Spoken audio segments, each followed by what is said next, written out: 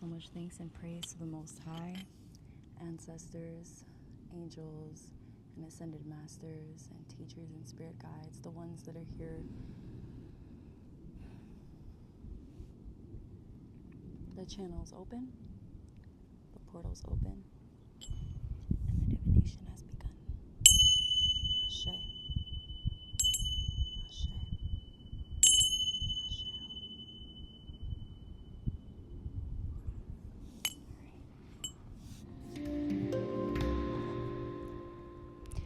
What's up, Soul Tribe? Oh, shit. That wasn't supposed to happen. Hold on. Let's try again. Peace and bliss to my Soul Tribe. And welcome to 1, 2, 3 for the stars. This is a new divination series that I have channeled after a long time of taking space to work on, throat chakra. Work with myself, that's why. Because I'm not a project to be worked on. I am a divine co-creator. Thank you, Ashe.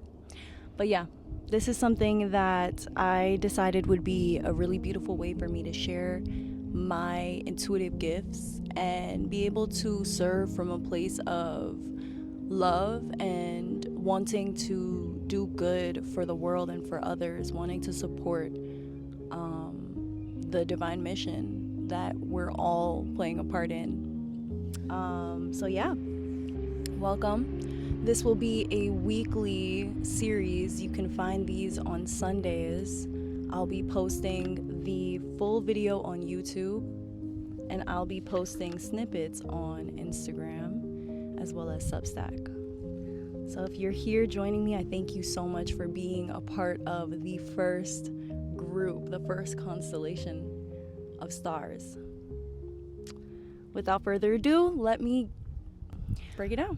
What I channeled was to consult 3 decks, always starting with my angel numbers deck, just because of the impact that this author and this deck and this mystic has had on my journey and my ability to work with the tools that she has created. And then 2 decks that are chosen intuitively on Sunday to ask about what guidance, support, and confirmations, reminders, just loving little bits of wisdom that we may be needing as a collective for our highest good and for the highest good of all for the week ahead. So yeah, here we go. Without further ado, let me pull these cards and then we will get right into it. So, the message is beautiful and powerful. And there's many synchronicities.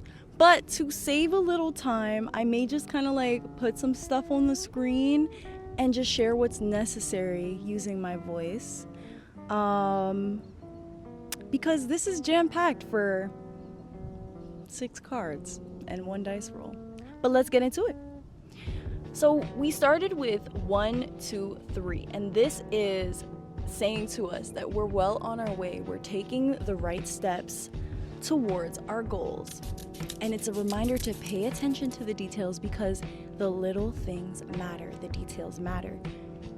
Virgo full moon eclipse, anybody? Detail oriented? On the back of this deck, 525 came out. And 525 says, wealth flows to those who already believe they have it. I'm highlighting each card before I break down the whole message because I want to get all the synchronicities clear. Clear, simple, straightforward, and then you'll understand what I'm channeling.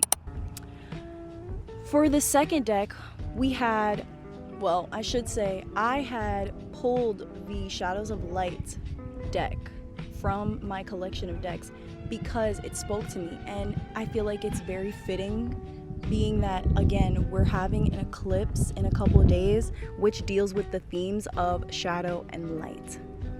And this deck says trust the fall and freedom the wanderer. Trust talks about the power in faith and surrender. And it talks about how we can trust our path regardless of how it looks. And freedom, the wanderer, reminds us that we are never alone and that the freedom that we seek must be felt from within. Stay with me. From the third deck, my beautiful animal spirit guide, we have tarantula. We have zebra in the reverse, which they came out together, so that's important. And we have Atta. Beautiful, beautiful card. I meant to say, on the back of the Shadows of Light deck, we have Passion, the fire. Tarantula and Zebra are both fire element cards.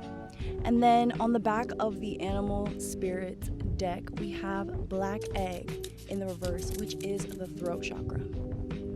So, last but not least, I asked for a confirmation roll with my divination dice, and I got Libra, Jupiter, and 11. Without further ado, let me get into what exactly I am channeling for this week for us. This week is powerful, very powerful. This car zooming past, this is what it's going to feel like, because we've been doing so much growth and so much expansion. It's just now starting to heat up again because we're choosing to trust and surrender. And we're being reminded of our power of choosing to control what we can control. And that is how we feel on the inside. That is our perspective. And that is our response to what happens within us or outside of us. And that is our freedom of choice, our freedom of perspective. We're never alone either. The freedom card actually says,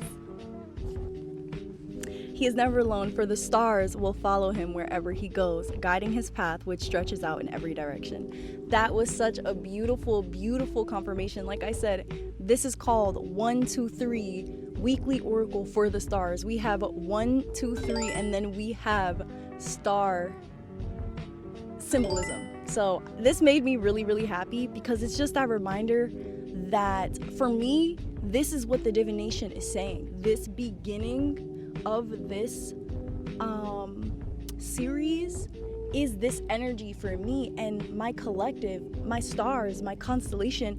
Y'all are going through this as well, and I just want you to know I'm very fucking proud of you. Excuse my language, but I had to emphasize it because I really am.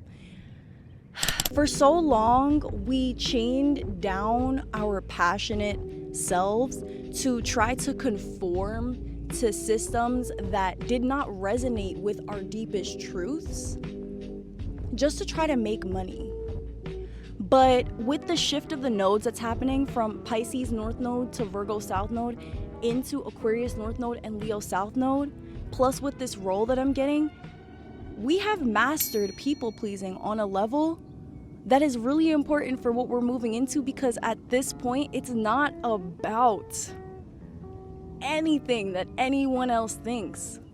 It's about the freedom that you feel within when you release your passion and your joy and your playfulness and your inner child, and you lead from that place of trust.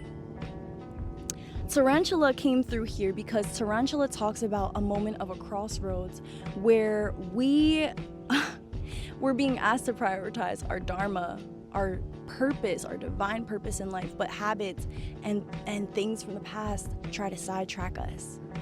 That habit and thing from the past is being pouty and being kind of vain and stuck up and kind of being all jaded and Virgo energy. Virgo and Libra a little bit in its own expression. I really hope you feel this and resonate with this. But we have Otter that is reminding us to stay in that place of unobstructed, uninterrupted, unbounded joy, freedom. We choose. Yes, there will be rocks in our path. Yes, there may be obstacles, but regardless, we can choose to play through life. And it's through that very play, it's through that very passionate, vivacious living, that dynamic freedom that will take us to those places that feel special, that feel magical, that will take us to those frequencies. I'm seeing a black and white cat right now. That will take us to those frequencies and to those timelines where wealth is natural because it's involved with what we're actually doing, which is fulfilling our dharma, our passion, what lights us up. So I'm gonna leave it at that because I feel like I made all the points I needed to make. But check out Substack and Instagram, and remember to stay free, to free yourself, to stand in truth and trust, and to choose joy. I love you. You are a star. I reflect you and all that you are.